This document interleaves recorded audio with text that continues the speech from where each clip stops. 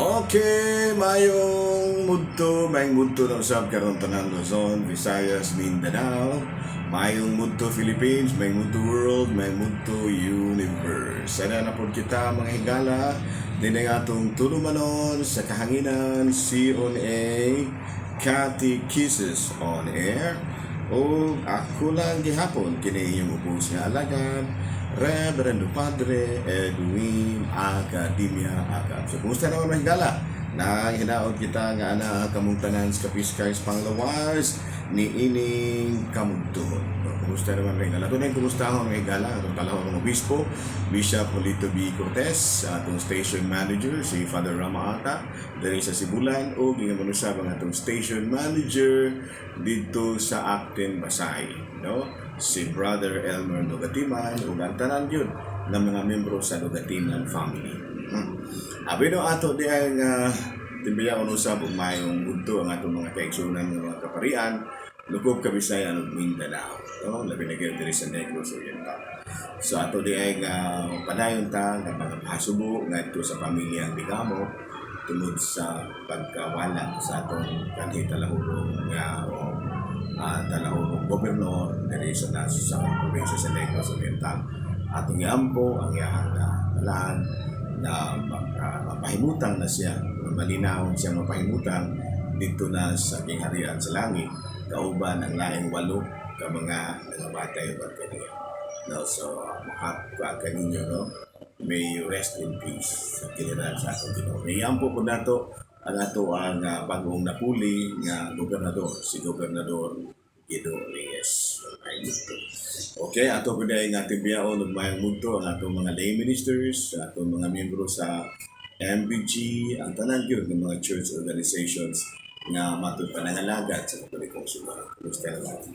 Okay, ari kita mahigala sa atong Saint of the Day. Abino ari sa kita sa ato ang CBCP News.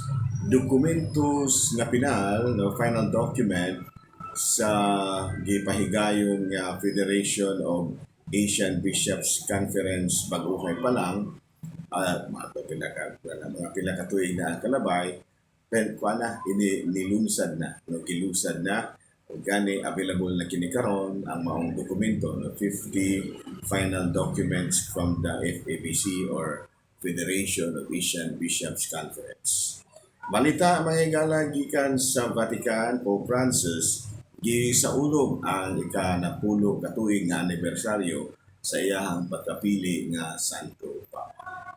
Mao kadto mahigala ang mga nga atong balitang simbahan ni ining kamugtuhon ug ari kita mahigala sa atong Saint of the Day. Apino ang atong santo karon adlaw sigon diri sa atong listahan ang ato ang santo karon walay lain kung dili si matod pa diri sa atong listahan manghigala si Saint Clement Mary Hofbauer. Yan, okay.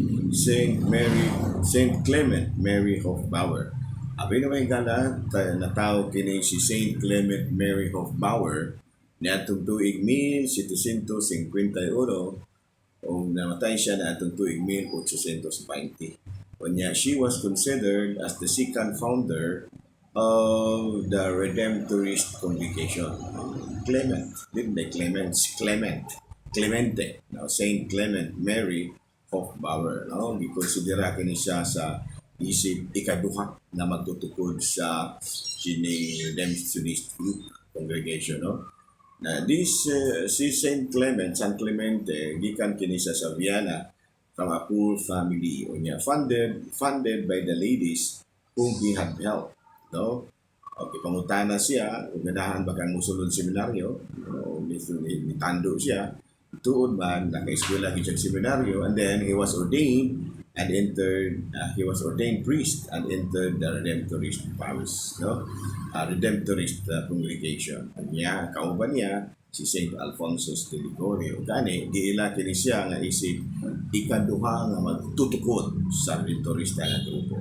Kini he established missions, developed the Redemptorist kini dito sa Warsaw. niya sa Mount Alpine dito po siya sa Austria, Slovenia, Switzerland, Poland, Germany. So usag yun siya sa nakatampog dako na paglambo usab sa grupo sa mga Redemptorista. Okay. Abino, padayon ta mga higala sa ato ang mga buhatono ni ining kahaponon. Pero ari kita sa atong mga catechesis, mga pangutana dali mga higala, no?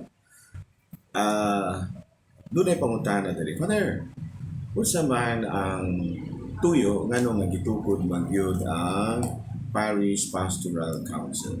Okay, no? Pero the canon law number 1519 matud pa diri, the pastor is the proper shepherd of the parish entrusted to him, exercising pastoral care of the community entrusted to him under the authority of the diocesan bishop, whose ministry of Christ he has been called to share. In accord with the norm of law, he earns out for his community.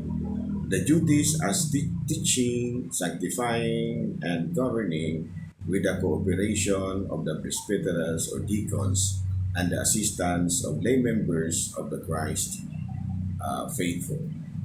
The Parish Pastoral Council is a consultative body to the pastor. Sa ato pa, ang PPC mao'y konsultahonon sa kining gitawag nato kura karupo. Pope Paul VI stated that the Pastoral Council is to examine and consider all that relates to pastoral work and to offer practical conclusions on this matter, so that the life and activity of the people of God be brought into greatest conformity with the gospel. So ang Parish Pastoral Council, gitukod gid ni sila isip usa ka consultative body, you know? Nato pa ang buo ang magdesisyon gyud ang kura paroko. Pero ang PPC mo pwede niyang konsulta. Now, the purpose of pastoral council are closely linked together and also to make the life and activity of the parish very clear, okay, no? And confirm to the gospel. Okay, no? Bueno, muna, no? So, ang PPC is a consultative body sa Pura Parok. Laing relihiyon na gustong magpahilom. Gustong laing relihiyon na gustong magpahilom. So, sa Canon 844 Article 4, if there is a danger of death and in the judgment of the diocesan bishop or of the Episcopal Conference, there is some other grave and pressing need, Catholic ministers may lawfully administer the same sacraments to the other Christians not in full communion with the Catholic Church, who cannot approach a minister of their own community and who continuously ask for them to proceed, provided that they demonstrate the Catholic faith in respect of this. Ayan, no? Sa ito pa, pwede na dahil nga magpahilog ang usa ka kining dili katoliko kung adunay pagtugot gikan sa obispo. Pwede man na siya makatawag na mapunta na agi gusto magpahilog. Tawag na ta sa obispo. Yan, ano? Okay, another question. Another pangutana. Laing pangutana. What are the three essential obligations of marriage? Yan, no? Kabahin na po sa kaminyoon ng hingala, no? Kabahin na po sa kaminyoon. What are the three essential obligations of marriage? Tulo ka mga importante kayong obligasyon sa katao ninyo. Number one is permanence, means having the condition or quality of being permanent. So ang kaminyoon di ay permanente. Labi na gyud diri sa Pilipinas na wala kitay divorce. No? Wala kitay divorce. So muna nga permanente gini nga tuwa, no? Kaya sa Marcos 10 kapitulo 1, tungod ini kinahanglan nga dili bulagon sa tao ang giusa sa Dios. Number one is permanence. Number two is exclusivity, means that it is a unity that is not divided or shared by others. Ayan, no? Sa ito pa, exclusive kamura gid na. walay laing nakaambit ang inyong kaminyo linya, no? Sa Genesis 2 chapter 24, tungod ini ang lalaki mubiya sa iyang asawa amahan ug unahan ug mutipon sa iyang asawa ug silang duha mahimo ng usa. Usa na lang. So exclusive between the two of you. And number 3 is openness. Means possessing a fruitful character, seeking, being readily accessible, not concealing one's actions or purpose, not being secretive. Sa ato pa, usag yun ka essential obligasyon sa marriage mo kining openness yun, no? Kaya mga bana o asawa, kailangan lang walay solo sikreto. Yan, no? Gawas ko, doon nag-iangin isikreto ang bana, pero dili ka yan. Stick to one, yan, walay mga pag-sikreto-sikreto. Okay, klaro ba? Okay, no? So what are the 3 essential obligations of marriage? Number 1 is permanence.